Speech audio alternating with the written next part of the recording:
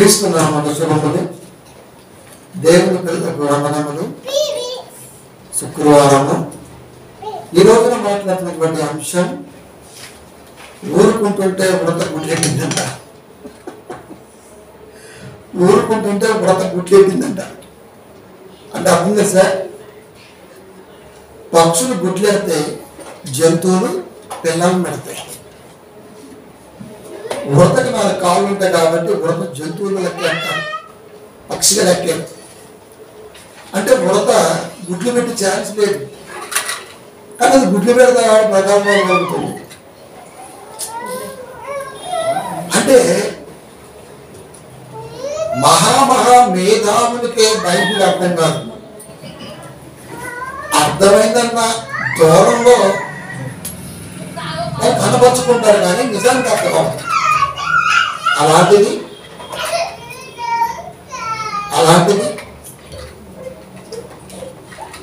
బైబిల్లో ఏది అర్థం కాకపోయేసరికి యేసుక్రీస్తు వారిని ఎలాగైనా సరే మనుషుల మధ్య నుంచి ఓ రాయేసి దూరం చేద్దామన్న ఆలోచన ప్రారంభం నుంచి సాతానుడు చేస్తూనే ఉన్నాడు ప్రకటనల ద్వారా. అది నేటికి కొనసాగుతుంది. ప్రారంభ కాలంలో వాళ్ళు ఊరుకోలేదు, నేటి కాలంలో మనం ఊరుకోలేదు. ఎప్పటికప్పుడు దేవుడు కోరుకున్న విధంగా పేతురు వారి మాట్లాడిన విధంగా పేతురు అడుగు ప్రతి దానికి సమాధానం చెప్పే దమ్ము మాకుంది. ఎందుకంటే ప్రియమైన దేవుని పిల్లలారా, మహాజ్ఞానం అనేది బైబిల్లో ఉంది. ఇది ఒక చదువుతూ ఆ పేరు చాలా మంది తెలియవచ్చు కానీ ప్రకల్పాలు వదులుతూ ఉంటాడు. ఆయన యాడ్ చేస్తాను, ఆయన ఏం మాట్లాడిందో విందాం. వాయిస్ వినండి, నేను మెసేజ్లో యాడ్ చేస్తాను.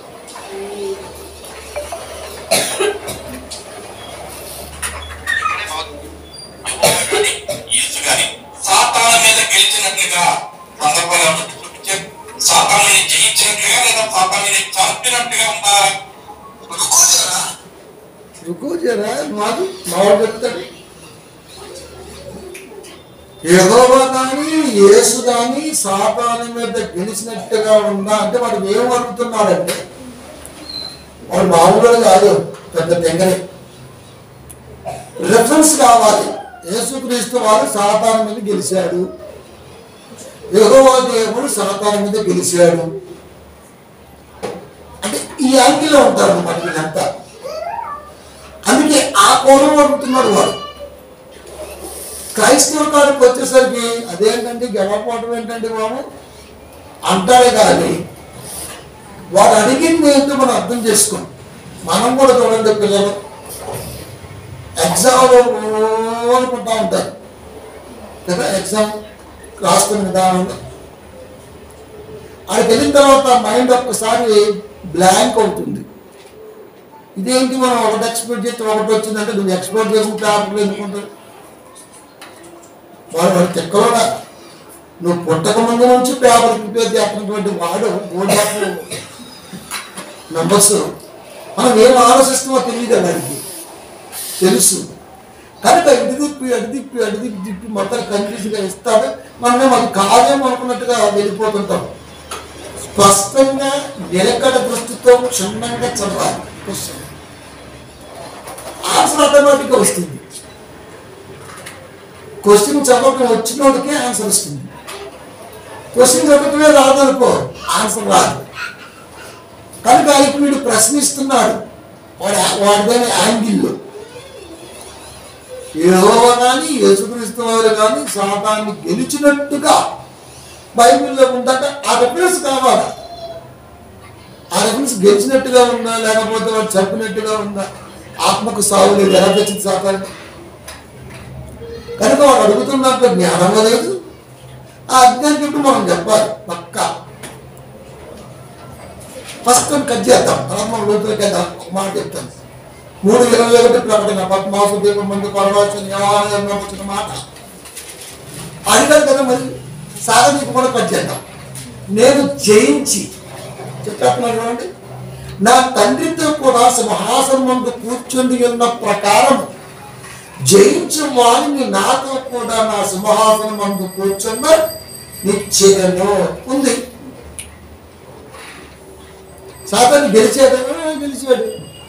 మరి ఏదో పెద్ద బైబిల్ చదివేస్తాం మేము, మాకు తెలుసు అని నోటికి వచ్చినట్టుగా ప్రశ్నిస్తే కనుక వాడి ప్రశ్నకు ఆన్సర్ వచ్చేసింది. కానీ వాడి తెంగరబూతికి ఇప్పుడు చెమ్మట్టు కొట్టాలి. జయించినట్టుగా ఉందా అంటే ఉంది. ఇలాంటి బోర్డులు ఉన్నాయి. వాడికి ఒక మొక్క చాలు. ఉందా? ఉంది. 3:21 ప్రకటన.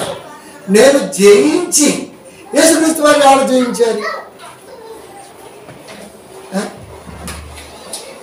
జయించడం అంటే అర్థం ఏంటండి? జయించడం అంటే అర్థం ఏంటి? మనుషుల మీద గెలవటం చాలా ఈజీ అండి అది. కానీ మనసును గెలుచుకోవడం చాలా కష్టం. అసలు దీన్ని గెలిపే ఉండదు. ప్రపంచ చరిత్రలో ఇప్పటి వరకు ఏ మనిషి మనస్సు మీద గెలవలేదు. ఓడిపోతాను గెలుపు అసాధ్యం. మనుషుల మీద గెలవటం ఈజీ, కానీ మనసు మీద గెలిచి, మనసు అంటే ఎవరెస్ట్ మహాశిఖరం మీద జెండా పాతినటువంటి వ్యక్తి వనంలోనే యేసుక్రీస్తున్నారు. నరుడికి చేత కాదని యేసుక్రీస్తు వారికి చేత అయింది.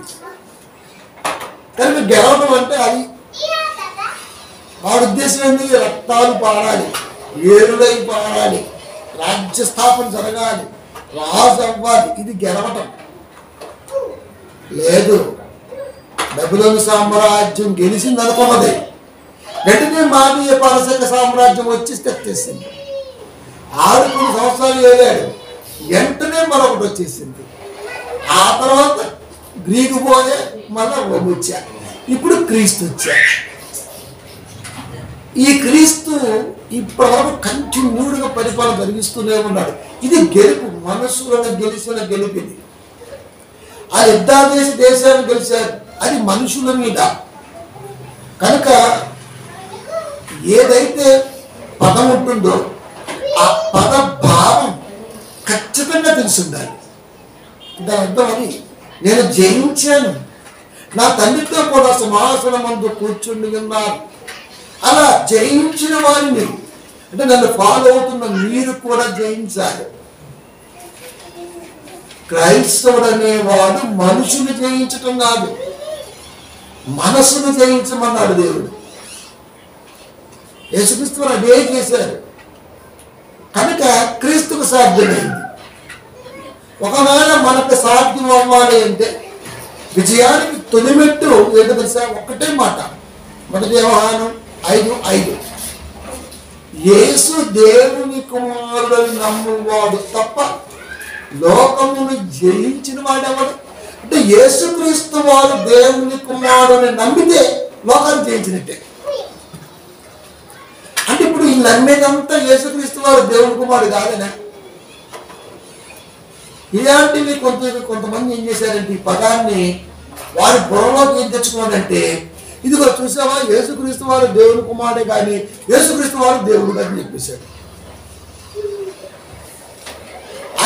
ఆ ఉద్దేశం ఏంటో అందుకే చెప్పిన క్వశ్చన్, రెఫరెన్స్, లేఖనం, లేఖికుడి మనసులో రాసి ఉంచిన ఉద్దేశం చదవడం రావాలి. లేకపోతే అక్కడ ఏమని చెబుతున్నాడు? యేసు దేవుని కుమారుని నమ్మువాడు తప్ప లోకమును జయించిన వాడు ఎవరు? Question mark. అంటే యేసుక్రీస్తు వారు దేవుని కుమారుని నమ్మితే నువ్వు లోకాన్ని జయించినట్టే. సందర్భం, యేసుక్రీస్తు వారు దేవుని కుమారుడని నమ్మితే నువ్వు లోకాన్ని జయించినట్టే. కోటాను కోట్ల మంది పిల్లలు మనుషులకే పుట్టారు, కానీ యేసుక్రీస్తు వారు పరిశుద్ధాత్మ ప్రేమతో ఆకార రూపంలో మనుషుడిగా లోకానికి వచ్చాడు. దేవుని కుమారుడు సాక్షాత్తు నమ్మటం అన్నది అక్కడ చెబుతున్నాడు. వీడేమో రెఫరెన్స్ చెబుతూ ఉంటాడు మనకి. చూసావా, ఆ జానుగాడు, పాలుగాడు, బిచ్చగాడు, అచ్చిగాడు, బిచ్చిగాడు, ఇలాంటి వీళ్ళే ఏమడుగుతున్నాడు దేవుడు అంటే యేసుక్రీస్తు వారు దేవుని కుమారుని నమ్మితే లోకాన్ని జయించినట్టేనా? జయించినట్టే. ఆకారములో మనుషుడు కానీ సాక్షాత్తు దేవుని కుమారుడు. దీన్ని తీసుకొని ఇదిగో చూసావా ఆయన దేవుని కుమారుడు, దేవుని కుమారుడు అంటే అక్షరానికి బోధకుడిగా ఉన్నవాడికి బైబిల్ ఎప్పటికీ కూడా అర్థమయ్యే ప్రసక్తే లేదు. ఇక క్రైస్తవుడికి అర్థం కానప్పుడు ఇలాంటి క్రైస్తవేతరుడు ఎన్నంటే ఏంటి అదే మనం చెప్పాలి ఆన్సర్ అది. కనుక యేసు దేవుని కుమారుడా? యేసు దేవుని కుమారుడు అయితే నువ్వు లోకాన్ని జయించవు. ఎంత ఎంత జాగ్రత్త. యేసుక్రీస్తు వారు దేవుని కుమారుడిని నమ్మటమే లోకాన్ని జయించటం. లోకాన్ని జయించటం అంటే అప్పటి వరకు లోకములో నానుడి ఓ ప్రవక్తగా, యెహోవా కుమారుడుగా, ఇర్మియాగా, లేకపోతే యోహాను యొక్క ఆత్మగా ఇలా రకరకాల ఉద్దేశాలతో యేసుక్రీస్తు వారిని పంచుకుంటున్నారు మనుషులు. వారి తలంపుల్లో పంచుకున్నది మొత్తం వెనక్కలాగి దేవుని కుమారుడు అనే ఒక ఆలోచనని వారిలో కూర్చోబెట్టాలి. అది చేయగలమా? అలా చేస్తే లోకాన్ని జయించినట్టే. అది దాని అర్థం. అర్థాలు తెలియదు, పరమార్థం తెలియదు, మనసు తెలియదు, కానీ గుడ్డు తెలియదు. ప్రశ్నలకు మాత్రం కుక్కలలో వచ్చేస్తుంటారు కుక్కలాగా. ఇదా మేము నమ్మాం, దేవుని కుమారుని నమ్మాం. ఇక్కడ దేవుడా దేవుని కుమారుడు కాదు. యేసుక్రీస్తు వారు లోకములో నానుడు ఎలా ఉన్నదంటే ఇలా ఉన్నది కనుక అది కాదు. ఆయన దేవుని కుమారుడు అని ప్రతి వాడులో స్థిరంగా నాటటమే విజయం. అప్పుడు సాతానుడు ఏదైతే నాటకూడదు అనుకున్నాడో నాటుతున్నప్పుడు అది విజయమే కదా. విజయానికి పరాకాష్ట కదా, గెలిచినట్టే కదా. ఇప్పుడు గొడవతో నరకాల కత్తితో గొడవాలి సాతాన్ని. ఆత్మకు సాగు లేదు కదా, ఆత్మకు సాగు లేదు కదా. ఎలా వస్తారు? కనుక ఒక మనుషులు యేసుక్రీస్తు వారి గురించి వాస్తవాన్ని ఇంజెక్ట్ చేయటం వలన, స్థిరపరచడం వలన, స్థిరీకృత ఆలోచన ఒక మనిషి మనసులో నిలబడటం వలన ఖచ్చితంగా సాతానుడు వారి నుంచి బయటకు వెళ్ళిపోతాడు.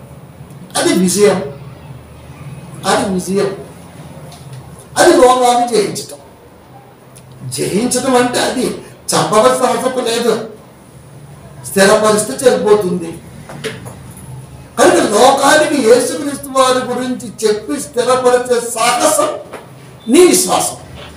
విశ్వాసం అంటే ఎందరో ఎన్నో క్వశ్చన్తో ఎదురుస్తూ ఉంటారు, కానీ అలా తాకిడి ఎగసిపడి ముందుకు వెళ్ళటమే సాహసవీరుడి యొక్క లక్షణం. ప్రశ్నించేవాడు ఉంటేనే కదా బైబిల్ గొప్పదంటూ బయటపడేది. కనుక ప్రియమైన దేవుని పిల్లరా, లోకానికి తెలియజెప్పే పనిలో వాడు ఊరుకుంటాడా అంటే ఎందుకు ఊరుకుంటాడు? రకరకాల యాంగిల్స్ సంధిస్తూనే ఉంటాడు వాళ్ళైన తలంపుతో. ఎన్ని వచ్చినా సరే మింగేస్తాం, ఎందుకంటే డైనోసారం కాబట్టి. అందుకనే క్రీస్తు సామ్రాజ్యం ఇక్కడ దాకా రాగలిగిందంటే యేసుక్రీస్తు వారు నమ్మి అపోస్తుల మీద పెట్టుకున్న నమ్మకం 2000 సంవత్సరాలుగా నిలబడగలిగిందంటే వారు ఎంత కష్టపడి ఉంటారో. ఈ రోజున నారాయణతోడు కూడా ముందుకు వచ్చాడంటే అది ఎంత విశ్వాసం ఉంటుంది. ఆ యేసుక్రీస్తు వారిని లోకంలో స్థిరపరుస్తున్న వ్యక్తి దేవుని మూలంగా పుట్టినవాడు. మిగతా వాళ్ళు శరీరపరంగా పుట్టినవాడు. ఇస్సాకు వాగ్దాన పుత్రుడు, ఇష్మాయేలు శరీరానుసారమైన పుత్రుడు. తండ్రి ఒక్కడే, తల్లి ఒక్కటే. వారిద్దరికి అని ఇస్సాకు గారు ఇక్కడ. ఇష్మాయేలుకి తండ్రి ఒక్కడే, తల్లి ఒక్కటే. ఇస్సాకు వారికి తండ్రి ఒక్కడే, తల్లి ఒకటే. కానీ ఇక్కడ తల్లులు మారారు. ఆయన తల్లి ఈయన కాదు, ఈయన తల్లి ఆయనకు కాదు, కానీ తండ్రి మాత్రం ఒక్కడే ఉన్నాడు. ఆయనేమో వాగ్దాన పుత్రుడు, వీడేమో శరీరానుసారమైన కుమారుడు. కనుక దేవుని మూలముగా పుట్టినటువంటి వ్యక్తి ఇస్సాకు. అది ప్రియమైన దేవుని పిల్లలు. కాబట్టి దేవుని మూలంగా పుట్టడం అంటే దేవుణ్ణి లోకములో జనాలు ఎలా అనుకుంటున్నారో అలా కాకుండా ఇది అని స్థిరపరిచే ఎవరైతే ఉంటాడో వాడు దేవుని మూలంగా పుట్టాడు. మరి మిగతా వాడు ఎప్పుడులాగా అందరిలాగా పుట్టినట్టే పుట్టాడు, శరీరానుసారంగా పుట్టాడు. ఇంతకీ మనం ఎవరు? దేవుని మూలంగా పుట్టిన వారమ్మా, లేకపోతే అందరూ లోకానికి ఎలాగైతే పుట్టుకుంటూ వచ్చేస్తున్నా అలాగే వచ్చిన వారమ్మా? అది కూడా పుట్టుకోవడానికి సంకల్పమే, రావాలి కాబట్టి. కానీ దేవుని మూలముగా అంటే దైవ సంకల్పాన్ని ఎస్పెషల్లీ నిర్వర్తించే వారిగా పుట్టామా లేదా అని చూడాలి. ఇక్కడ నేను ఎందుకు పుట్టాను ప్రశ్నించుకుంటాం. నేను బాగా చదువుకొని ఒక మంచి ఉద్యోగం చేసుకొని ఓ గొప్పగా పెళ్లి చేసుకుని పిల్లలు కలిసి ఆనందం చదివించేసి ఆమె స్థిరపరిచేసి ఆ తర్వాత కాలం చెల్లి వెళ్ళిపోవటం, ఇది అందరూ పోయే మార్గమే. కానీ క్రైస్తవుడు అంటే ఒక స్టాంప్, ఒక సిగ్నేచర్, ఎప్పుడు వెళ్ళిపోవాలి. వాడు ఉన్నా లేకపోయినా. పౌలు మనకు తెలియదు, అది పౌలు మనకు తెలియదు. కానీ ఆయన ఏం చేశాడో ఎప్పటికీ కూడా కంటే ముందు ఆ పిక్చర్ చేసిన కనబడుతూనే ఉంటుంది. అంటే అంతటి ముద్ర సంతకం చేసిపోయాడు మనుషుల మీద. అది బ్రతుకు అంటే పౌలు కొన్ని కోట్ల సంఘాల్లో పౌలు అనేవాడు బ్రతుకుతూనే ఉన్నాడు, క్రీస్తుని బ్రతికిస్తూనే ఉన్నాడు. అది దేవుడు కోరుకోడు, దేవుని మనకు పుట్టుకోవడం అది చేస్తాడు. అది కొంతమంది అసలు మనకు గుర్తుంటారు. అవునా ఎప్పుడు రా అంటుంటాం మనం. అంటే వచ్చాడు, పెట్టాడు, పెరిగాడు, చచ్చాడు. మరి మరణం ప్రశ్నించుకుంటే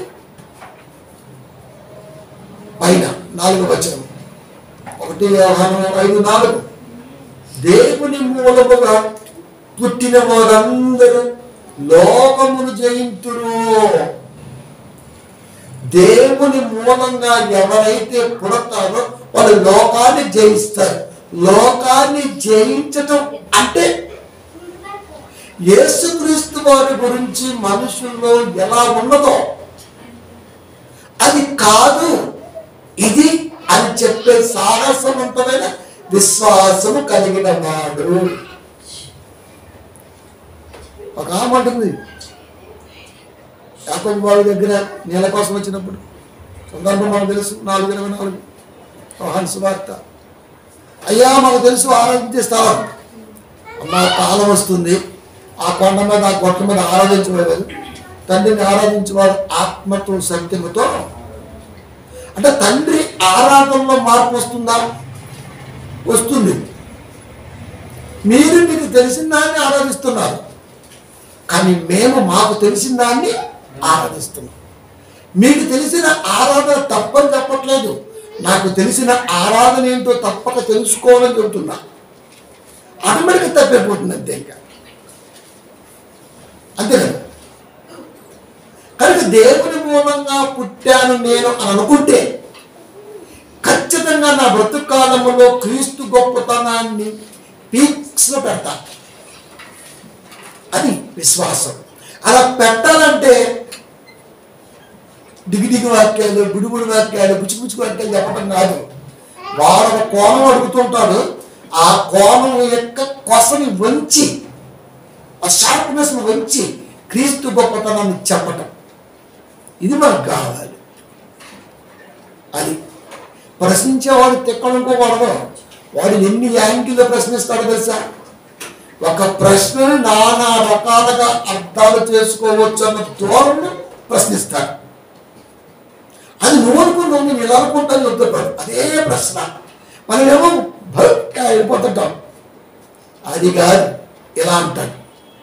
అంటే ఈ యాంగిల్ కూడా క్వశ్చన్ ఉంటుందా? ఉంటుంది. వాక్యాలు కూడా గొప్పతనం అది. కనుక వాడు అడుగుతుంది ఏంటో ఫస్ట్ మనకు అర్థం. చాలా ఈజీగా అడుగుతాడు సార్, కష్టంగా అడగడం చాలా ఈజీగా అడుగుతాడు. కానీ మనం ఏదో గబుక్కుని తీసుకొని లేచిట్టా ఇట్టా అంటాం. వాడు లేచిట్టని అప్పుడు మొదలు పెడతాడు. ఇంకా ఏమని మొదలు పెడతాడు? వాడు బైబిలే పడతాడు. 23:1 నిర్గమా ఒకసారి తీనమ్మా. ఏమనుంది? లేని వార్తను మీ బైబిల్లో ఉన్నదే, యెహోవా దేవుడు సాతాన్ని జయించాను అని చెప్పాడా? అసలు ఆ రెఫరెన్స్ ఎందుకు ఉంటుంది?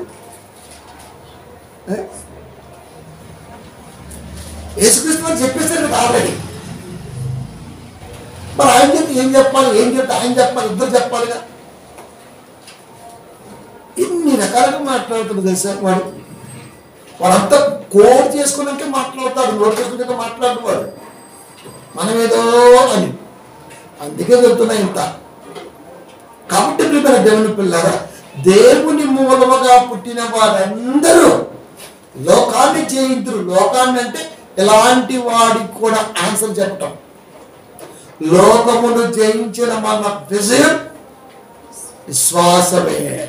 లోకాన్ని జయించటం అంటే వాడు ఓడిపోయి ఒప్పుకోవాలా. ఇప్పటి వరకు ఏ డెబిట్ కూడా అండ్ డిబేట్ ఏమైంది, డ్రాగానే మిగిలిపోయింది కానీ ఒక పక్షాన దానికి విజయం చేకూరలేదు.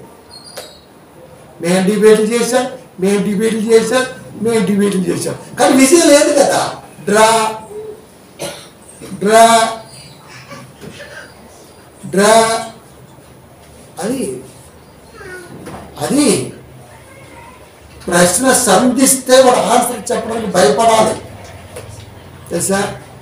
సోషల్ మీడియాలో కొట్టుకోవటం ఏముందండి, ఓ ఇంత పెడుతుంటాడు. అది అట్టా వాడు అవుతున్నాడు, వాడు ఇంకొకటి పెడతాడు, వీడు అవుతాడు, వీడు ఇంకొకటి పెడతాడు, చివరికి అట్లంతే. అంటే ఈ విశ్వాసం కాస్త ఏమైపోయిందంటే చల్లబడిపోయి ఇప్పుడు ఎక్కలేనటువంటి ఫ్లో వచ్చేట బయటికి. ఇంకా వాడు నోటుకు వచ్చినట్టుగా మాట్లాడతాడు. దాంట్లో ముందు నా కొరక అప్పుడు దాకా చాలా అనిపించింది, భక్తి అనిపించింది. పేషెన్స్ ఎప్పుడైతే కోల్పోతామో భక్తి లేదు, ఇంకా కార్యక్రమం పూర్తి అయిపోతుంది. అంటే ఖచ్చితంగా నీరు గారుస్తాడు మనల్ని 100%. అక్కడే నువ్వు చూడాలి. అది లోకమును జయించిన మన విజయం మన విశ్వాసమే. విశ్వాసంగా ఉన్నవాడు ఎప్పుడు కూడా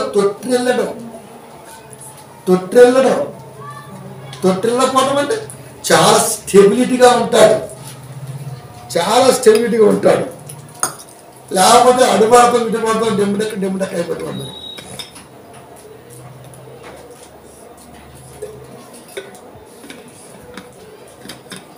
కనుక అది మన విశ్వాసం. ఈ విశ్వాసం అవిధేయతకు తీర్పు తీర్చాలి.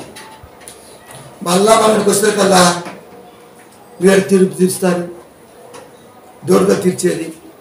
ఇక తీర్పు అనగానే ఇటు సుప్రీంకోర్టు తీర్పులాగా వెళ్ళిపోతుంటాడు. తీర్పు అంటే అది కాదు. తీర్పు అంటే నీ ఉద్దేశం ఏంటి? తీర్పు అంటే నానా వేరియేషన్స్ ఉంటాయి.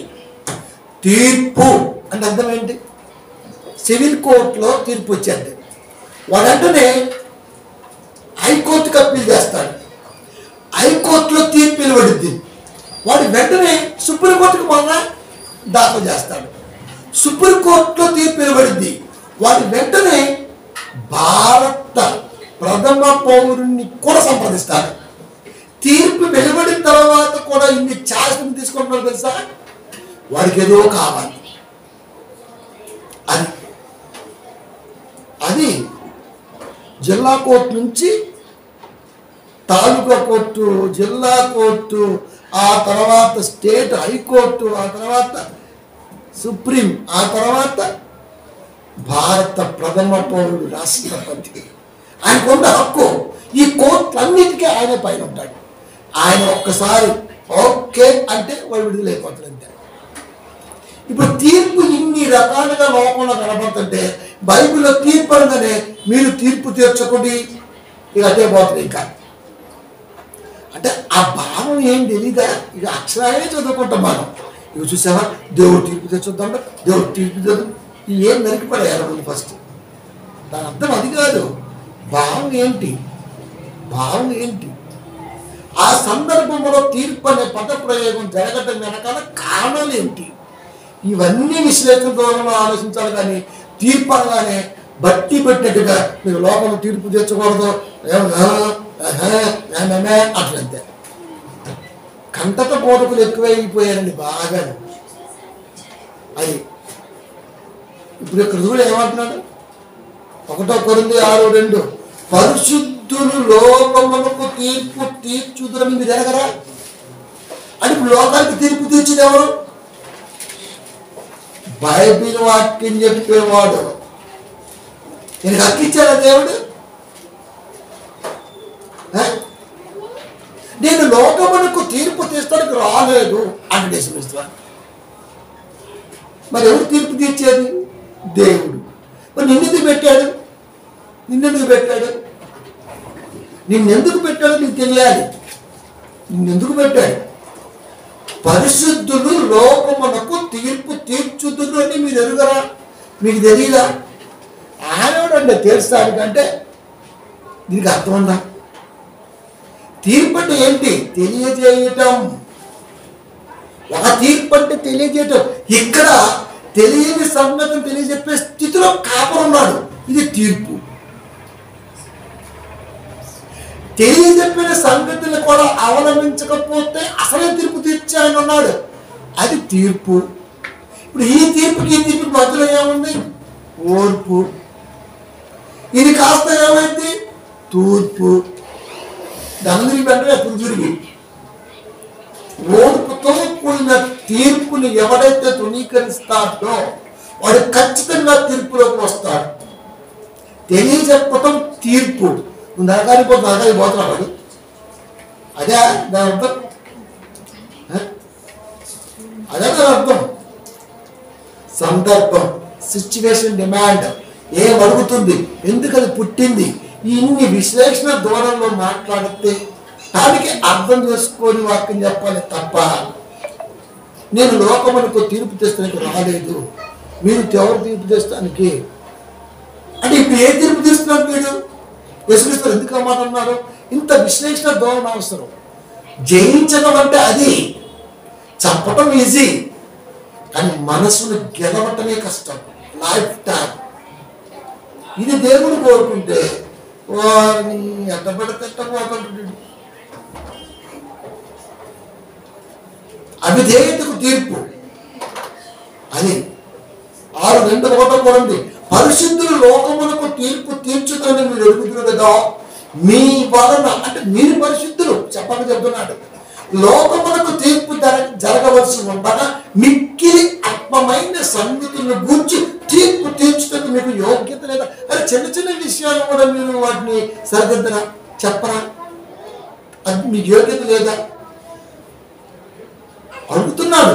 లోకానికే తీర్పు తీర్చే స్థితిలో మిమ్మల్ని పెడితే చిన్న చిన్న విషయాలకు అన్ని దేవుడి మీదే ఎత్తుంటారు ఏంట్రా?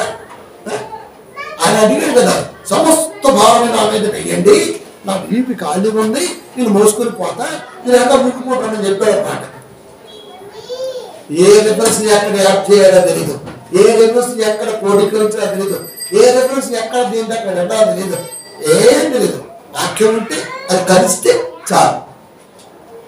ఇలా ట్రైనింగ్ ఇస్తున్నారు అన్నమాట యచ్చబుచ్చిగా అదంతా.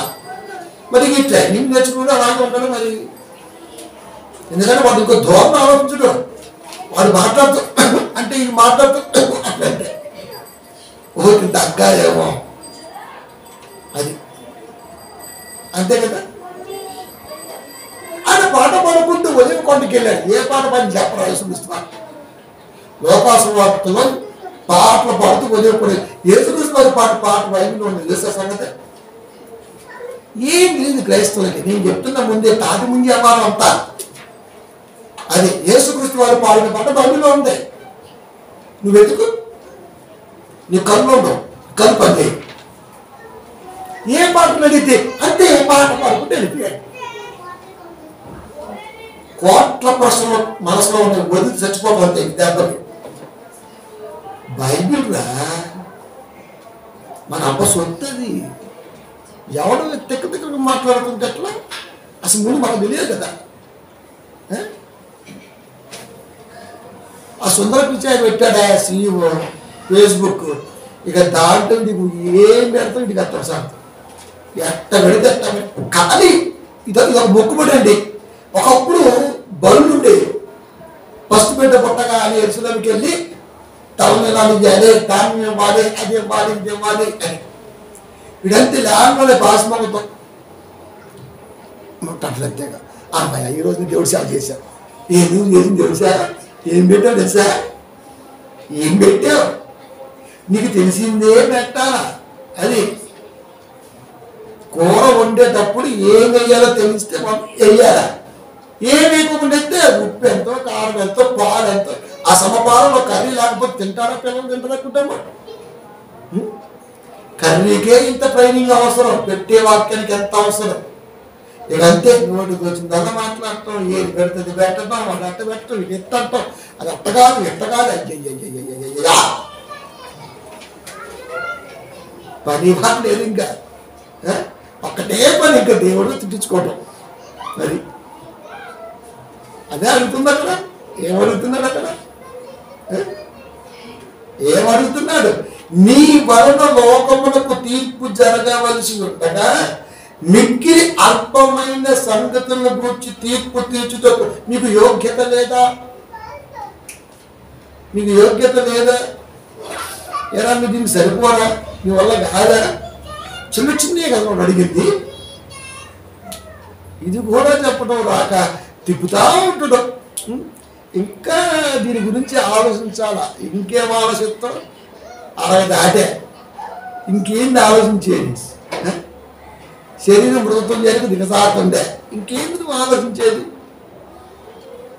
20-35 ఏళ్ళ అనుభవం కలిగి ఉండే గర్వంగా చెబుతుంటాడు మళ్ళా, నేను బైబిల్ 35 అనుభవం ఉన్నానని. సారు చిన్న విషయం చెప్పిన, ఉద్యోగంలో జాయిన్ అయిన అనుకో, రోజు ఆటోమేటిక్గా గడుస్తుంటుంది, ఎక్స్పీరియన్స్ వస్తుంటుంది.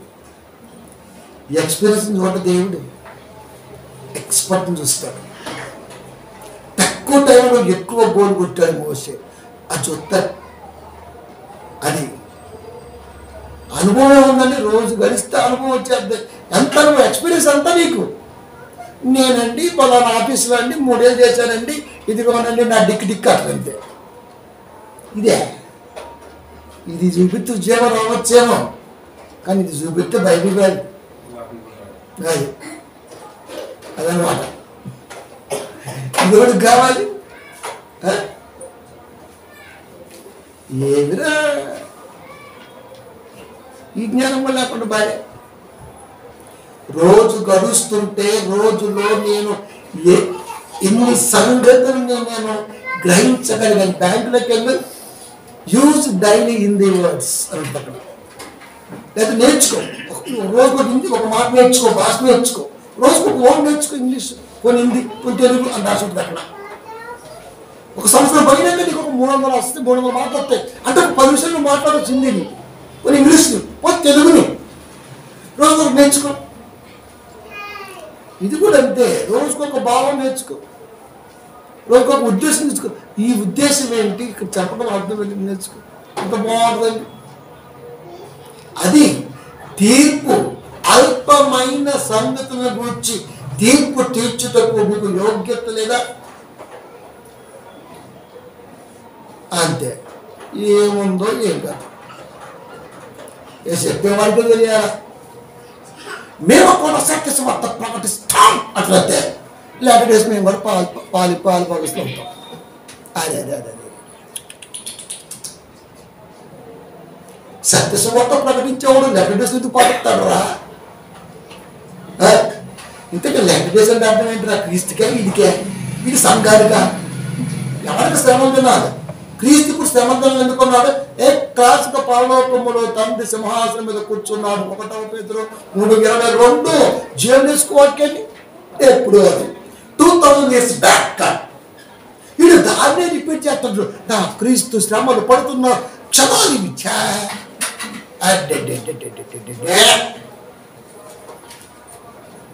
మేము సత్యాన్ని ప్రకటిస్తాం, సత్యం చెప్పేది మేమే, యుద్ధం చేసేది మేము, పాటించేది కూడా మేమే.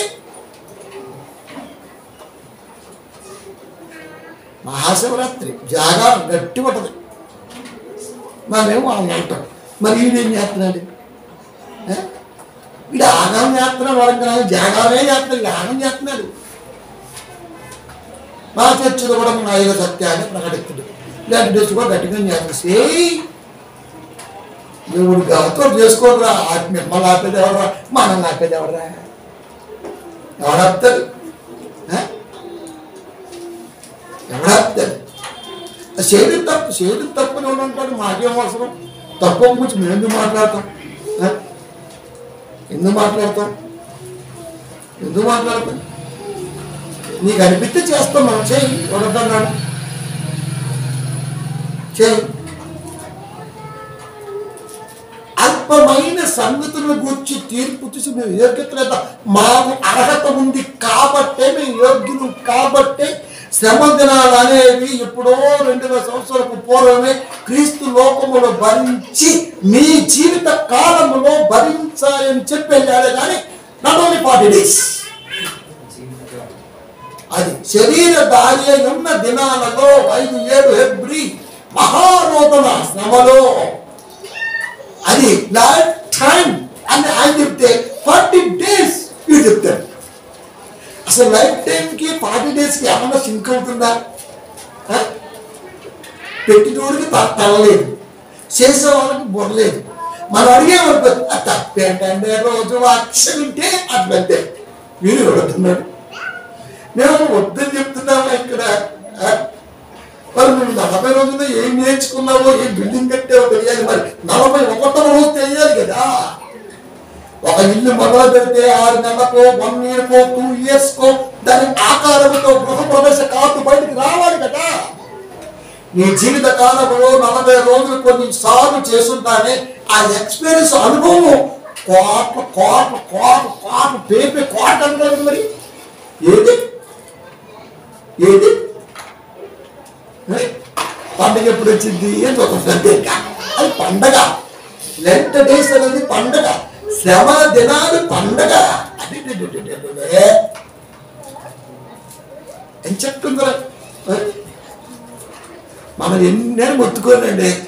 అసలుకి చెవిటోడు చెవులో శంఖ ముదిరెట్టే అది వినడం. అమ్మా లేదనుకో చేతి తప్పేటగా అంటున్నట్టు. తక్కువ గురించి కాదు ఇక్కడ. అసలు శ్రమ దినాలు ఎవరికి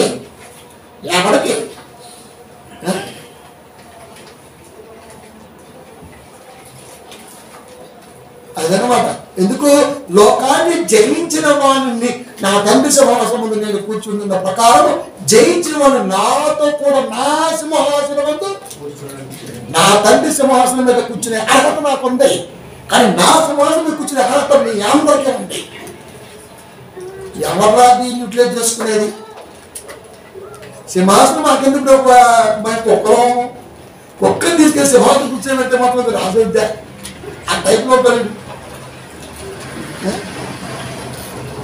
అంతే కదా.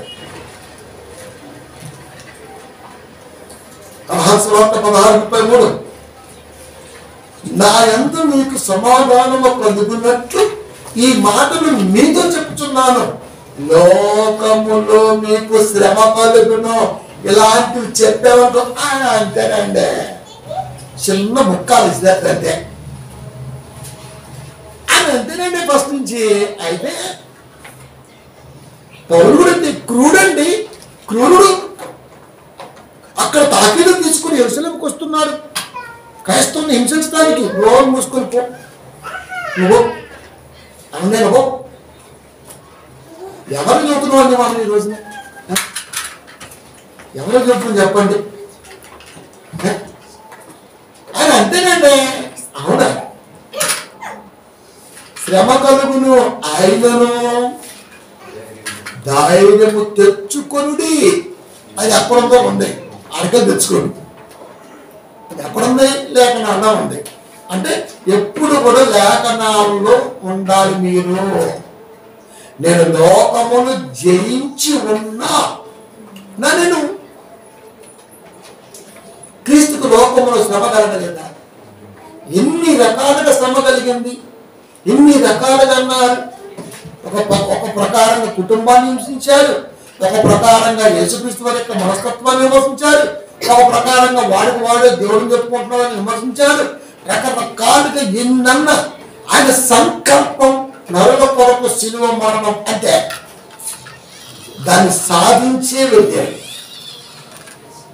ఎన్ని రకాలు పైగా ఒక పక్కేమో సాతాను శోధన, ఒక పక్కేమో ధర్మశాస్త్రోపదేశకుల వాదన, ఒక పక్కేమో సొంత వారితోనే కొట్లాట, ఒక పక్కేమో కుటుంబం అంతర్గత కుటుంబంలో కొట్లాట. తోబుట్టిన వారితో గెలిచి రావాలి, కుటుంబం యూదా జాతిలో గెలిచి రావాలి, ఆ ప్రాంతంలో గెలవాలి, అనేక మందితో గెలవాలి. వీళ్ళందరూ అయిపోయారు అనుకుంటే ధర్మశాస్త్రోపదేశకులు ఉన్నారు, వాళ్ళంత వరకు వెళ్ళాలి. దాటెవరు అనుకుంటే సాతాను ఉన్నాడు, ఆడితో కూడా గెలవాలి. ఎంతమందిని గెలవటం అంటే లోకములో వీళ్ళంతా ఉన్నారు గనక లోకాన్ని గెలిచినట్టే. మనం ఇంట్లో వాళ్ళని గెలుస్తామంటే అసలు ఫస్ట్ ఆఫ్ ఆల్ మనం ఇంట గెలిచి చూడు, రచ్చ గెలిచి చూడు సాగత. ఇంట్లో గెలుస్తామా మనం? పైగా ఆ ఊరు వాడు ఆ ఊర్లో గెలుతున్నాడు ఏసుకుని చెప్పేశారు.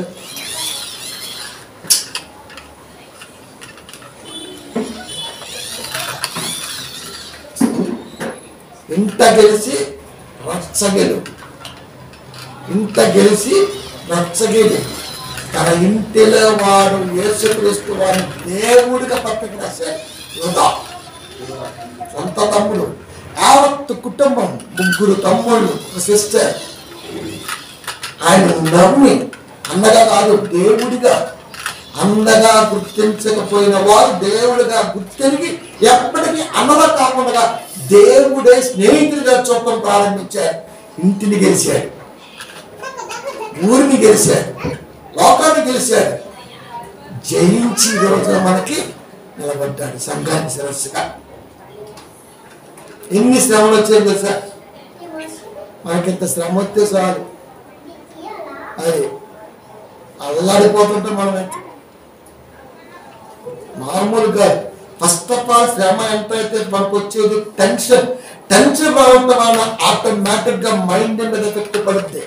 మైండ్ లో ఎప్పుడైతే టెన్షన్ ఎక్కువ చూపించిందో ఆటోమేటిక్ గా పెరాలసిస్ అటాక్ అవుద్ది. పెరాలసిస్ అటాక్ అవుతుందని తెలియడానికి ముందు మనకు వచ్చేట డ్రై అయిపోతుంది ఆటోమేటిక్ గా. ఎందుకంటే టెన్షన్? మీకు చిన్న సిచ్యువేషన్ చెప్తారు. రాత్రి ఎప్పుడు వెళ్తా కదా 1 గంటకి వెళ్ళాను. పోయి నేను ఏమనుకున్నంటే అయిపోయా మనమే ఇంకా అనుకున్నా. ఎంత ఎక్కువ బండి రాడా అడిగిన కూల్గా ఏంటి రాలేదని.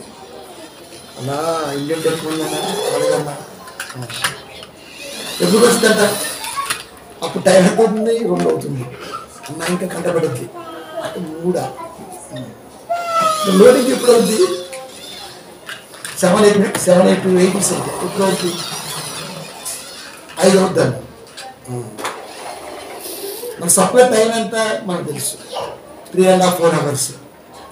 5కి సప్లై ఇస్తే 9కి అయిపోవాలి, కానీ 5:30కి 7కి క్లోజ్ అయిపోతుంది. మనం హౌ ఈజ్ ఇట్ పాసిబుల్?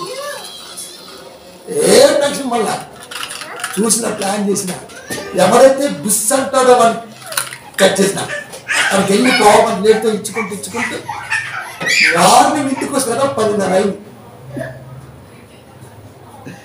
ఎంత టెన్షన్ చేస్తా. అలాంటి టెన్షన్స్ 2-3 అటాక్ అయినట్టు ఆటోమేటిక్గా బాడీ దెబ్బతింటుంది. కానీ ఈ బాడీ నువ్వు పెట్టే టెన్షన్ టచ్ చేయలేదమ్మా. అది ఎందుకంటే దీనికి చాలా జ్ఞానం. దైవకుడు పండగ ఉంటుంది, టెన్షనే తీసుకోవాలి. అసలుకి అందరికి అందించారు హ్యాపీ అందరు 9కి ఇచ్చినా తీసుకున్నారు సార్. అంటే వాడకం తెలియాలి మైండ్ కనుక. ఈ ఫీల్డ్ అంటేనే అంత మస్తు టెన్షన్స్, నిద్రలు ఉండవు, ఆధారాలు ఉండవు, అంతే. అయినా సరే ఒక సవాలుగా తీసుకొని నేను ఎందుకు చేస్తానంటే తర్వాత దాని గురించి. కనుక ప్రియమైన దేవుని పిల్లారా, లోకమును జయించాలంటే అంత ఈజీ అండి? అంత ఈజీ అయితే కాదు. ప్రతి దాన్ని క్షుణ్ణంగా ఆలోచిస్తూ ఏం అడుగుతున్నాడో ఏమి చెప్పాలో అన్నది యేసుక్రీస్తు వారిని ముందు పెట్టుకొని వెళ్ళిపోతున్నారు. కనుక వాడు ఏమడిగాడు? యేసు కానీ ఏదో అని సాతాను మీద గెలిచినట్టుగా ఉందా అంటే గెలిచినట్టుగా కాదురా, తంతి భూమిలో కూడా పడ్డాడు. 3:21 ప్రకటన, నేను జయించంటే నేను రంగంలో దిగాల్సిన అవసరం లేదు, మా వాళ్ళతో పెట్టుకుంటే అయిపోతున్నావు అంతే. రెడీయా? రెడీ బాస్, మిఖాయేలు రెడీ బాస్, వేసేవాడిని. అయ్యా మరి వీడేమో చాలా మంది తెలుసు, అది మాటలు విని వాడికి పోర్టుపోలియో ఇస్తానంటే వాళ్ళు అమ్ముడుపోయారు. దూతలు, ఎగవ దూతలు, అది కూడా వాడికి ఆశ చూపించాడు, నీకు ఆరాస్తం ఇస్తా, నీకు ఆరాస్తం ఇస్తా, నీకు ఆ కొండ ఇస్తా, ఆ కొండ మీద నువ్వు నిలబడు అని. ఓకేనా? అంతే, యుద్ధాన్ని ప్రకటించింది. ఒక్కటే తను తంతి మిఖాయేలు భూలోకానికి వచ్చి పడ్డాడు. మరి మనదంతే అడిగిపోవాలి, ఆడదంతే ఈడ పడ్డాడు. మరి ఏడదంతే అడిగిపోవాలి, వాడు అడిగిపోవాలి. ఇక్కడ వాడే కోరుకుంది, ఎవరైతే కోరుకుంటాడో వాడు కాడిపోవాలి, అంతే అంతే కదా. ఒరే మా దేవుడి గురించి మీకు ఆయన రంగంలోకి దిగడం, ఆయన కనుసైగా జస్ట్ దూతం ఎక్కడం బాబా, అంత బిన్నెస్ అయిన విజయనికేతనుడు విల్సన్, యేసుక్రీస్తు వారు విజయపుత్రుడు విల్సన్. ప్రకటన 12 మనకు తెలిసిన మాటే, 7, 8 అంతట పరలోకమందు యుద్ధము జరిగిన ఈ చూపించగలిగి తెలుసా అండి? లోకములో మొదటి ప్రపంచ యుద్ధానికి గల కారణం ఏంటి? మొదటి ప్రపంచం జరిగిందని చెప్పట్లే అక్కడ. మొదటి ప్రపంచ యుద్ధానికి కారణం ఏంటి? మొదటి ప్రపంచ యుద్ధానికి కారణం ఏంటి? రెండవ ప్రపంచ యుద్ధానికి పురుడు పోసుకోవడానికి అవకాశం ఏంటి? మూడవ ప్రపంచ యుద్ధం జరగకుండా సమ్మెట్లో శాంతియుత సంభాషణ లిస్టు ఎందుకు జరుగుతుంది ఐరాసాలో? No matter, I want quarter. ఇదే ఏం తెలియదు కానీ పాస్ అయిపోతాడు. ఏం సోషల్ జ్ఞానం ఉండదు, ఆయన ఐడియా అయిపోతాడు. ఏమీ ఉండదు, స్కాలర్ అయిపోతాడు. ఏసయ్య నీ కొరకు నా కొరకు ధ్యానం పెట్టాడు. ఒక్కటే మూలపడతాడు, కొట్టి రోత కంపొచ్చేట్లా వచ్చేట్లేదా అంట. పరలోకం యుద్ధం జరిగింది, ఇవి తెలుసా అండి? బుచ్చిగారికి తెలుసాట? ఆమె చూసావా? మరి నువ్వు చూస్తే యుద్ధం ఎందుకుంటే చచ్చిపోతావు. యుద్ధాన్ని చూడకూడదు. యుద్ధం జరిగిన తర్వాత పిక్చర్ వేసి చూడాలా. యుద్ధం ఉంటే ఎట్లా? మన ఉక్రెయిన్ రష్యా జరిగింది, నువ్వు ఉన్నవరకు పట్టే లఘు గలకనే ఉపగ్రహ ఛానల్ ద్వారా టీవీ పెట్టుకొని మధ్యలో అనుకుంటూ చూసావు, లాయల్ ఎక్స్క్లూజివ్ అంటూ. అలా ఉన్నవరకు ఆ బాంబు శబ్దానికి కొన్ని వందల మీటర్ల భూమి స్తబ్దత, వైబ్రేట్. నువ్వు లేవు, పొగొత్తని చూస్తుంటే టీవీలే అట్లా. నువ్వు ఉండు అక్కడ, నువ్వు ఉండు. గోగుల్ సెట్లో బాంబు తీసుకున్నగర్లో కాళ్ళు చేతులు తునకలు పడి ఊడిపోతున్నాయి, ఊగుతున్నాయి. ఇట్లా చూస్తేనే మనకు మూర్చొచ్చేది బ్లడ్. ఏ ముక్క కామొక్కటి కోడి కనిపోతుంది. డాక్టర్లు అంతా వాటిని చేసుకొచ్చి వద్దుకుంటా, పెట్టుకుంటా, చేసుకుంటా, ఫస్ట్ ఎయిడ్ చేసుకుంటా. ఎంత కష్టం అండి మనకి, ఎంత కష్టం. మనకి చూడలేకపోతున్నాం, పడిపోయింది అంతే. అట్లా ఎందరో ట్రీట్మెంట్ చేసి కనీసం సవపోకుండా కొంతమంది బతికించారు. అక్కడ నువ్వు ఉన్నట్టు తెలిసింది నీకు. కనుక యుద్ధం జరిగే చోట, ప్రమాదం ఉండే చోట నువ్వు ఉండకూడదు. అది రాయించాడు, జరిగిన పాస్ట్ టెన్స్ అయిపోయింది. మిఖాయేలు ఎవరో? ఈ లూసిఫరు, మిఖాయేలు ఎంత ఫస్ట్ ఉన్నటువంటి వ్యక్తులు అంతా క్రీస్తు దగ్గర, దేవుడి దగ్గర. మిఖాయేలును స్వార్థపూరితమైన ఆలోచన చేసిన వాడు. లూసిఫర్ అయితే ఆ స్వార్థం తప్పు అని పక్కన వాడే చెప్పినటువంటి వ్యక్తి మిఖాయేలు. అందుకే దానియేలులో కూడా ఆ మిఖాయేలు పేరుతో మనసు మనకు కనబడుతుంటాడు. గుర్తు, స్వభావం. ఆ మిఖాయేలు లూసిఫర్ ఏం చెప్పిందో దానియేలు గ్రంథంలో మిఖాయేలు కూడా తన సైన్యం అధికారికి అదే చెప్తూ ఉంటాడు. చూసారా ఎంత సామరస్యత ఉందో బైబిల్కి. దూతలను ఆ ఘట సర్పముతో యుద్ధము చేయవలని ఉండగా మీకు పేరు. ఆ ఘట సర్పమును దాన్ని దూతలను ఒక 5 గడిండ.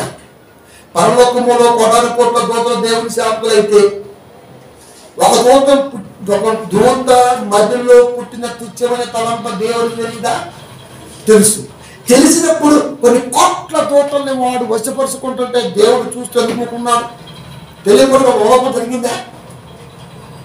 ఇది ఆలోచించాలి. ఏమి ఆలోచించేది వచ్చు ఏముంటుందంట, ఏముండదు. ఒక్కటే అనుకున్నాడు, వాడేదో భూలోకములో పండిస్తా చెట్టిస్తా పుట్టిస్తా గట్టిస్తా అన్నాడు. చివరికి చెరువు కట్టబడిస్తా అన్నాడు. అవన్నీ ఆక్రమించుకున్న వాళ్ళే. కట్ట మీద ఒకడు, గొట్ట మీద ఒకడు, చెట్టు కింద ఒకడు, చెట్టు పైన ఒకడు, కొండల్లో ఒకడు, బండల్లో ఒకడు, సందుల్లో ఒకడు, బంధుల్లో ఒకడు, ఇంట్లో కూడా ఒకడు. మరి ఆ రోజు మాటిచ్చాడు. మరి అరే నీకు పోతుపోలే ఉన్న లోకంలో నాకు సపోర్ట్ చేస్తే గెలిచినా గెలవకపోయినా నేను ఉన్నాం కాబట్టి లోకానికి తంతాడు కాబట్టి నీకు మంచిదే వాడు తెలుసు కాబట్టి ఆ లోకాన్ని పనిచేశాడు. ఒకడు కొడుకు 7 కొండ మీద నిలబడిపోయి అంతే. ఒకడు వచ్చి నిలబడి అంతే. ఒకడు వచ్చి నిలబడి ఒకడే బండలు ఒకడే కొండలో ఈ బాబు ఇదంతా ఎవరు తెలుసా? ఆడనుచరులే. అది ఎప్పటికీ కొనసాగుతుంది కదా. మరి అతని దూతలను ఆ ఘట సర్పముతో యుద్ధము చేయవలని ఉండగా ఆ ఘట సర్పమును దాని దూతలను యుద్ధము చేసేది కానీ గెలవలేకపోయి గెలిచినట్టుగా ఉందా అంటే గెలవలేకపోయారని చెప్తే గెలిచినట్టు కదా, గెలవలేకపోయిరి అంటే గెలిచినట్టు కాదా? ఎదుటి వ్యక్తి యెహోవా దేవుడు గెలిచినట్టే కదా. పరలోకంలో సంగతి అంటే యెహోవా దేవుడు కానీ యేసుక్రీస్తు కానీ సాతాను మీద గెలిచినట్టుగా అంటే ఆడింగుడు కూడా మాట్లాడుకుంటున్నాడు. మరి దాన్ని అదే అంటారు. మరి అర్థమయ్యే భాష గెలవలేకపోయి యెహోవా దేవుడు గెలిచాడు కదా, విజయాన్ని దూతగా మెగాయాలు అందించాడు కదా, కీర్తి ప్రతిష్టలు పరలోకంలో స్థిరపరిచాడు కదా, ఇంకేంటి కావాలి? కనుక పరలోకమందు వారికి స్థలము లేకపోయిను. ఇప్పుడు ఎక్కడికి రావాలి? భూలోకానికి రావాలి. ఎందుకు? అసలు యుద్ధం జరిగిందే నా కోసం, నీ కోసం, మన కోసం, మనందరి కోసం. వాడి మధ్యలో తుచ్చమైన ఆలోచన వచ్చింది. దేవుడికి పిల్లలు కావాలి, ఆ పిల్లకు నివాసయోగ్యమైన స్థలము కావాలి, దానిలో మీరు పనిచేయాలి అని ఎప్పుడైతే తన చుట్టూ ఉన్న దూరంతో పంచుకున్నాడో వాళ్ళకి నచ్చరా. వెనకే పనిచేసి పుట్టేవారికి పనిచేసి మన లైఫ్ అంతా ఒడిగం చేసుకుంటూ ఉండాలా? తిరగబడితే పోలా? అంతే. ఆ యుద్ధం జరిగిందే నా కోసం. అందుకే నా విశ్వాసముతో ఆ యుద్ధం యొక్క ప్రతిష్ట లోపల చెప్పాలన్నదే నేను నమ్మిన విశ్వాసం. అదే జయం. ఎంత గొప్పకుందండి బైబిల్. అదే యేసుక్రీస్తు వారు చెప్పింది. నీ కోసం యుద్ధం జరిగింది. ఆ యుద్ధం యొక్క ఉద్దేశం స్థిరపరచుకున్నప్పుడు నీకు ఒక విశ్వాసం కావాలి. ఆ విశ్వాసం యొక్క గొప్పతనం తెలియపరచాలి. అది అప్పుడే నువ్వు విజయం భరించినట్టు. అదే కదా గెలవలేకపోయింది అంటే యెహోవా దేవుడు గెలిచాడు. ఇంకా ప్రశ్న ఎక్కడ ఉంది? ఆశ వచ్చేసాను. పరలోకమునందు వారికి స్థానం లేకపోయింది కనుక భూలోకంలో పడ్డాడు. అంతే ఓడిపోయి ఓడిపెట్టబడ్డాడు. ఈయన పడ్డాడు. ఈయన పడ్డాడు అనుకుంటాడా?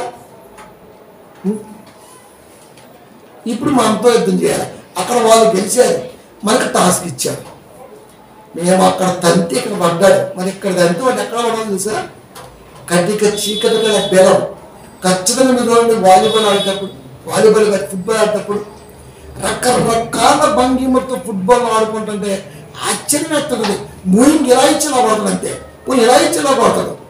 వాడు ఇదేం ప్లేగా ఎక్స్పెక్టేషన్ చేయండి. గోల్ కూడా అన్నటువంటిది కాదు. గోల్ కీపర్ ఉంటాడు కదా, వాడు చాలా షార్ప్ ఉంటాడు. వాడికి కూడా తరగకుండా బాల్ గోల్ అవుతుందా? నెట్ అవుతుందా? అవుతుంది. ఇప్పుడు మనం దాంతో ఖచ్చితంగా డైరెక్ట్ బెల్లంలో పోవాలా? ఎందుకు? అదే బెల్లములో నుంచి దేవుడు వారిని మన మీద నమ్మకంతో వదిలాడు. నా కొడుకు తంతెన పడతాడు, తన్నించుకుని ఎట్లా మాకు తన్నించుకున్నాను. నా పవర్ తెలుసు. నా పిల్లల పవర్ తెలియాలిగా. వాళ్ళ కోసం లోకాన్ని కలిగితే ఓర్చుకోలేకపోయావుగా నువ్వు. వాళ్ళ పవర్ అంటే ఇప్పుడు నువ్వు చూడాలి. అది దేవుడి యొక్క నమ్మకం. అందుకే దేవుడి పక్కన ఈ లూసిఫర్ దూత యొక్క తుచ్చమైన ఆలోచన చేసిన వాటిని పట్టించుకోకుండా ఉన్నాడంటే నా మీద నీ మీద ఉన్నటువంటి ఓ గొప్ప నమ్మకం. ఈ రోజున వాటిని పడే స్థితిలో మనం ఉన్నామా అంటే సత్యవాక్యం చెప్తా పాట బాగుంది. ఏమన్నా దేవుని పిల్ల కనుక అక్కడ ఓడిపోయి ఇక్కడ పడ్డాడు, ఇక్కడ ఓడిపోతే అక్కడ పడాలి. యుద్ధం నా కోసం జరిగింది, నా కోసమే. ఇప్పుడు నేను తంతే నరకములో కట్టిక చీకటి బెలవలకు పోవాలి. అయినా దేవుడు కోరుకున్నాడు. 1:2 ఎఫెసీ మరియు సమస్తమును ఆయన పాదముల కింద ఉంచి సమస్తము పైని ఆయనను సంఘములకు శిరస్సుగా నియమించాడు. యుద్ధాన్ని గెలిచిన వీరుడుగా, లోకాన్ని గెలిచిన వాడిగా యేసుక్రీస్తు వారి రోజున సంఘానికి శిరస్సుగా ఉన్నాడు. అంటే మనకు ఏమనిపించాలి? ఏమనిపించాలి చెప్పండి మనకు? ఏమైనా దేవుని పిల్లగా సంఘానికి శిరస్సు ఎలా ఉన్నాడు? సమస్తాన్ని ఆయన పాదాల కింద పెట్టి, అంటే సంఘము పాదాల కింద సాతానుడు వాడు అనుచరి ఆలోచన తొక్కాలి అని తలగా ఉన్నాడు పెట్టి. ఇప్పుడు తొక్కడానికి ఏమైంది? సంఘం తొక్కాలట. పాదము కింద ఉంచి యేసుక్రీస్తు పాదము కింద సాతాను యొక్క క్రియలు సంఘం శిరస్సుగా ఉన్నాడు. ఇప్పుడు సంఘము ద్వారా సాతాను యొక్క ఉద్దేశాలను ఎవరు అడుగుతున్న తొక్కాలని దేవుడి కోరిక. ఎవరు దొక్కుతున్నారు? ఏ కాప దొక్కుతున్నాడు? స్వచ్ఛమైన కాపరి మీకు ఎప్పుడు తెలుస్తుందా చెప్పనా? యేసుక్రీస్తు వారి శ్రమదినాలు స్టార్ట్ అట కదా. భస్మ తగలిపోతారు అర్థం. నువ్వు అది స్టార్ట్ చేస్తే తగలిపోతావు అంతే.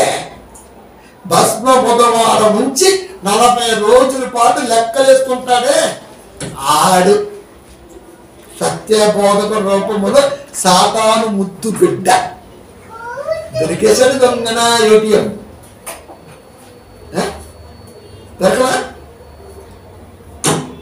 మిగతా ఈ 40 రోజుల్లో ఉన్నటువంటి 6 వారాలు తీసేస్తే మిగతా ఉన్నటువంటి ఆ 46 వారాలు ఇటు హీరోలకు బెల్లపెట్టాడు. అసలు మొత్తం మాయ బొక్క. ఇంకే శ్రమలో ప్రత్యేకించి నిన్నేదో ఆలోచెత్తకపోయి పడేసేట్టుగా రావు. శ్రమ అంటే అర్థం ఏంటి? గ్రేట్ థాట్, గొప్ప ఆలోచనకి మెట్టు శ్రమ. అంతే అంతే. పైగా శ్రమ దినాలు, లెంట్ డేస్. ఎవరో తాతం రాసినటువంటి వాడు కాన్స్టంటైన్ చక్రవర్తి కాలంలో 3వ శతాబ్దంలో స్టార్ట్ అయింది ఆసియన్ రోమన్ క్యాథలిక్ కమిషన్. ఆడేదో పెట్టాడు జర్మనీ, వీడు తాపంగా మార్చుకున్నాడు. అది ఇక కంటిన్యూ. ఇది అయిపోయిన అమ్మంటే బల్ల గుద్దుతాడు. ఇంకా ఎర్రట సొక్క విప్లవ గుర్తు మరి. అంతేగా దండోరా లేచింది జంపాయిలే, దండు కదిలిందిగా జంపాయిలే. పోతాయి సత్యం చెప్పేది మేమే యుద్ధం పడితే లేక డేస్లో నీ బతుకు బయటపడింది, నువ్వు ఒట్టు తుప్పిగలిగింది. అది ఇంకేంది? ఏంద్రా నువ్వు చెప్పేదే? చెరుక్కర్ర రసం. కనీస శ్రమగా అర్థమవుతున్న వాడు అసలు వెళ్ళిపెట్టినాడు. ఈ బుగవాళ్ళండి బుగ పక్క 100%. కనుక ప్రియమైన దేవుని పిల్లరా, వాడు ఏం చెబుతున్నాడో తెలియదు. ఇంక ఇలాంటి వాడు సాధారణ యుద్ధాన్ని చేసి క్రీస్తు గురించినటువంటి ఆ రసాన్ని బాగా ఐసులో పెట్టి మైండ్లో పెట్టారంట. వీడికే బుర్రలేదు, ఈ బుర్ర కూడా మరి బుర్ర ఆ బుర్రగా తొర్రలేదు. ఏముండదు ఇంకా. అది ఎట్లా సాతానుడు మనుష్యుల మనస్తత్వాల మీద కట్టిన ప్రాకారపు గోడల్ని వాక్యం అనే బుల్డేజర్తో దయాదాక్షం లేకుండా ఒక్కతో దొయ్యాలి. బుల్డేజర్ తెలుసా, జేసీబీ తెలుసా, मेरे पीछे लाडू मैन लाडू अंकुल मालूम, दादी अंकुल मालूम, जगन अंकुल मालूम, सोनिया अंकुल मालूम, ये सब मेरे पीछे है. अरे अदना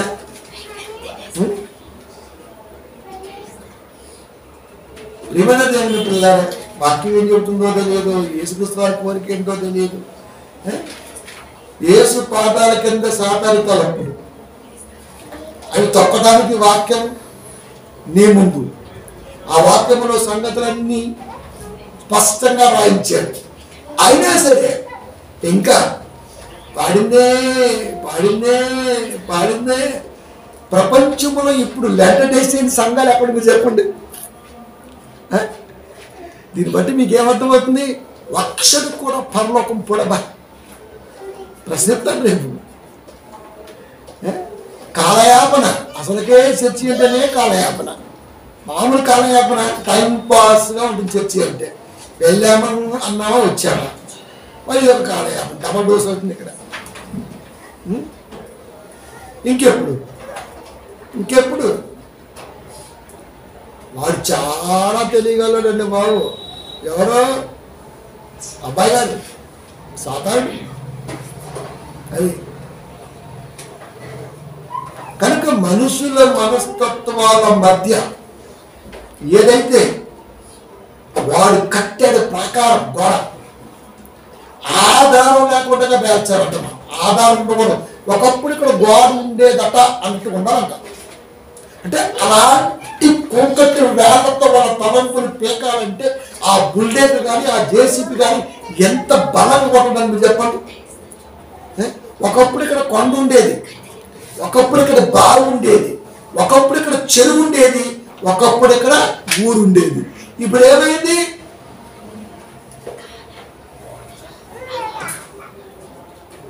హీరోషిమా నాగరాజు మీద అమెరికా బాంబు ఎత్తే ఎప్పటికీ అనమల్ లేకుండా గట్టగద పోయిందో, ఇప్పటికీ 256 ఐలాండ్లు ఐరోపాలో కానీ ఆస్ట్రేలియా కానీ కనబడకుండా కొట్టుకుపోయాయో అట్ట పోవాలట. ఐలాండ్ కాస్ట్ 250 కోట్లు ఉంటుంది. ఓ కొద్దిగా గడ్డ ఒక కిలోమీటర్ వ్యవధిలో ఫుల్గా హెలికాప్టర్ కూడా ఆపుకోవచ్చు. చాలా ప్రశ్న అది ఒక్కడే. అక్కడ పోవాలంటే హెలికాప్టరే, ఆ నుంచి రావాలంటే హెలికాప్టరే. మంచిగా ఎంజాయ్ ఒక ₹1000 అది ఐలాండ్. దాని కాస్ట్ 250 crores. అలాంటి ఐలాండ్లు సముద్రంలో చాలా ఉన్నాయి. ఇప్పటికీ 250 మిస్ అయ్యాయంట. అంటే ఏమైంది? నాని నాని నాని నాని నాని నాని ఒక నైట్ లేదు. నా ఐలాండ్ ఏమైంది? నా ఐలాండ్ ఏమైంది? లేదు. ఐలాండ్ ఎప్పుడు స్థిరంగా ఉండదు, నానుతుంది. అట్ట ప్రతి మనిషిలో క్రీస్తు గురించినటువంటి గొప్పతనాన్ని సాతాను యొక్క తలంపులు పీకాలు పీకడమే తప్పుడు కబడుతుంది. అంటే అంత బలంగా సంఘ కాపరి వాక్యం చెప్పాలంట. ఎంత బలంగా చెప్పేవాడు నాగది ఆడ కనపడదు. మరి ఒంగోలు ఉన్నాడేమో పోవాలి. అది ఎడతలేదు. మరి 18:29 కీర్తన, నీ సహాయం వల్ల నేను సైన్యమును జయించును. ఏ సైన్యం? భూలోకములో పట్ట సాతాను జ్యోతులు. ప్రభువును సహాయం చేయి. ఏ సహాయం? వాక్య సహాయం చేయ ప్రభు. అన్ని దానాల కన్నా నేత్రదానమే మిన్న. ఎందుకు? కన్ను దానం లోకాన్ని చూస్తుంది, చాలు లోకం కనబడింది నాకు. అది అన్నదానం ఏముంది? గంట అరిగిపోద్ది. అది కన్ను దానం, నేత్రదానం చాలా గొప్పది, లోకాన్ని చూపిస్తున్నది. కానీ నీ సహాయము వలన నేను సైన్యమును జయించును. దావీదు అనుకుంటున్నావా? దావీదు గారు చెప్పింది ఆ సౌలు గారు పంపినటువంటి ఆ దాన్ని అనుకుంటున్నారా ఏంటి? దావీదు ద్వారా పరలోక యుద్ధ వాతావరణాన్ని రాయించుకుంటూ వస్తున్నాడు. సైన్యము చేయించును అంటే వారితో పడ్డ దూతలు పూర్వకం ఉన్నాయి కదా, వారు చేస్తారు. ఇందుకు వారే కనపడ్డారు. వారి దూతలు కనపడితే వారి దూతలు కూడా కనపడవు. వారి దూతలు ఎలా ఉంటాయంటే 2 కొరింథీ 11:14 ఇది ఆశ్చర్యం కాదు. మీ పెద్ద అధ్యక్షుడికి పిలవమాకండి, ఏమంటున్నాడు? లేకపోతే పొరవరకు పిలవమాకండి. సాధారణ తానే వెలుగుదూత వేషము ధరించుకొనుచున్నాడు కనుక వారి పరిచారకులు వెలుగుదూత వేషము ధరించుకున్న గొప్ప సంగతి. నేనే సత్యాన్ని చెబుతాం, నేనే సత్యాన్ని చెబుతాం, నేనే సత్యాన్ని చెబుతాం. పై మార్చిలాగా వచ్చింది, మేము కూడా పాటిస్తాం. వెంకటేష్ అయిపోయింది. అది ఈ లెంటర్ డేస్ లో మేము ఏం చేస్తామంటే, ఒక మేము ప్రేయర్ చేయం, మేము గురు ప్రొఫెషన్ చేయం, కానీ మేము పిల్లలతో కాపా చేస్తాం. అదే గృహ ప్రశ్న ఏంటంటాం? యేసుక్రీస్తు వారి శ్రమంలో ఉంటే మేము ఆనందంగా గృహానికి వెళ్ళడం ఏంటి? మా ఇంట్లో వివాహ కార్యక్రమం ఏంటి? మరి సాయంత్రం పక్కన గోపం ఏంటి? అరే లింగం నీకే అర్థమవుతుందా? పెళ్లి చేయరట, ఫంక్షన్ చేయరట, కానీ పుట్టినరోజు చేస్తారు. గృహప్రవేశం గృహం కంప్లీట్ అయినా చేయరంట.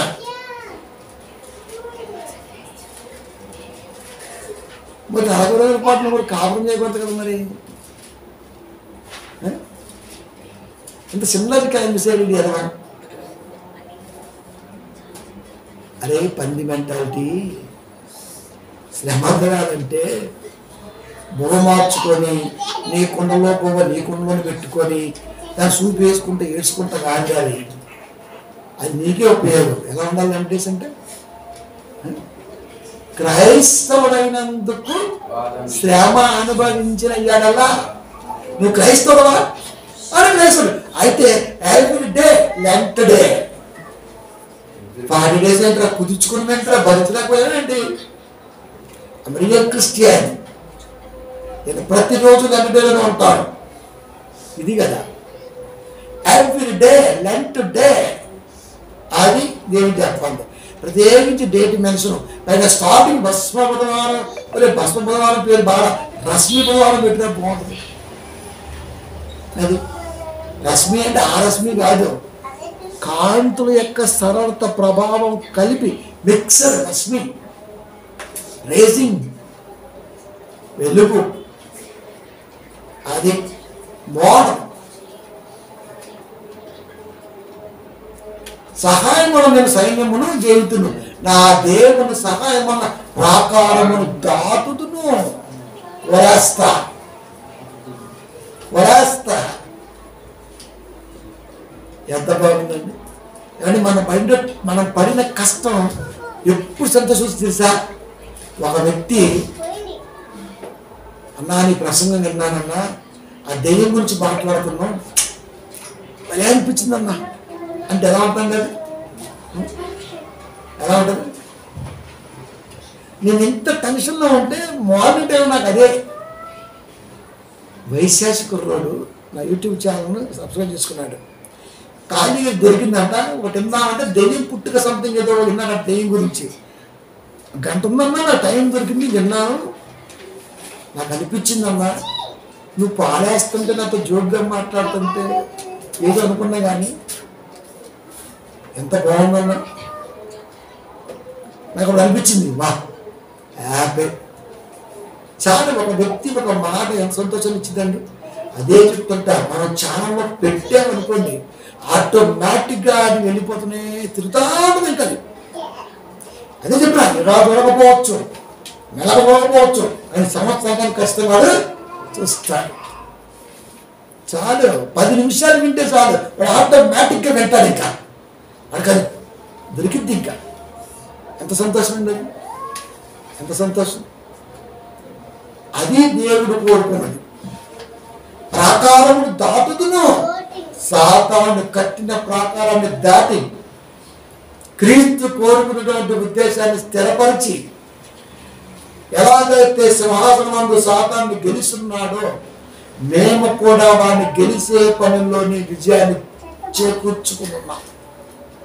అది మన ప్రసంగం వెలువడిందంటే మన విజయంలో ఇంకో మెట్టెక్కినట్టేనండి.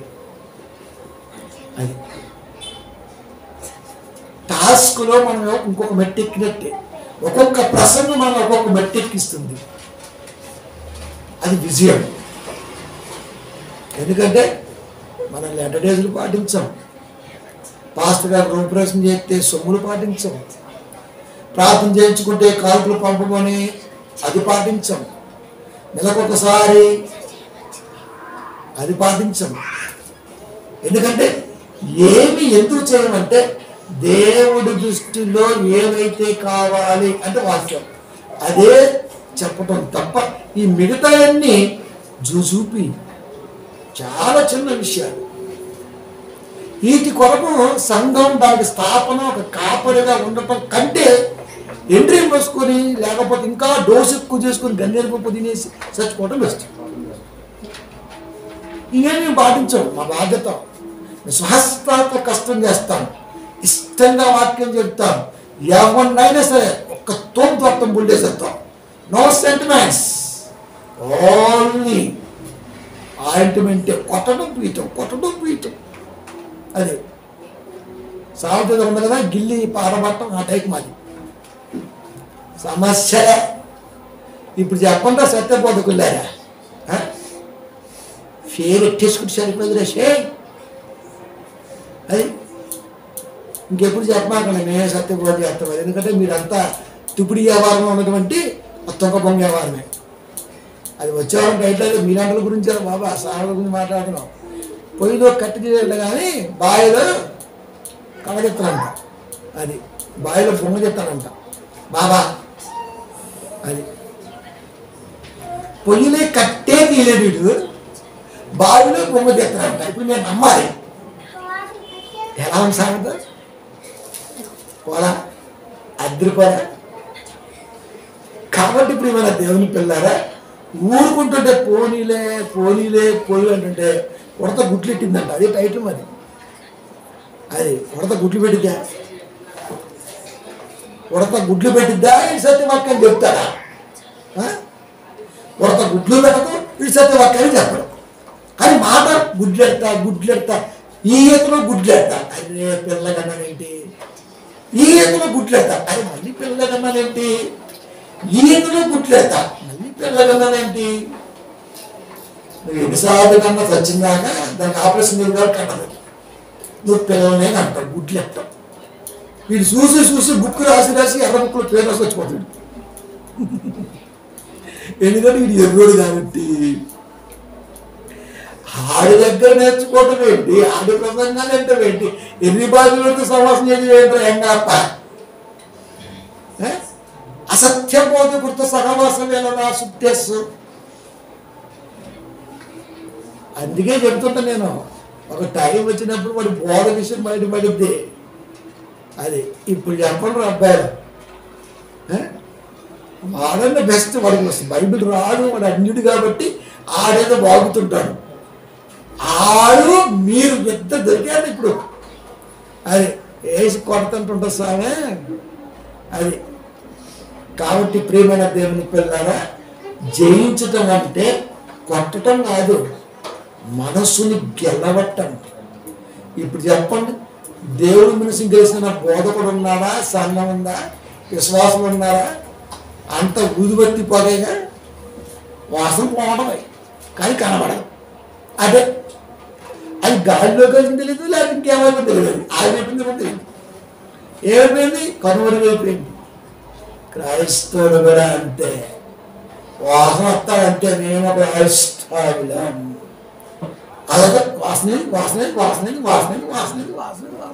అయిపోయింది. ప్రార్థించుకోండి.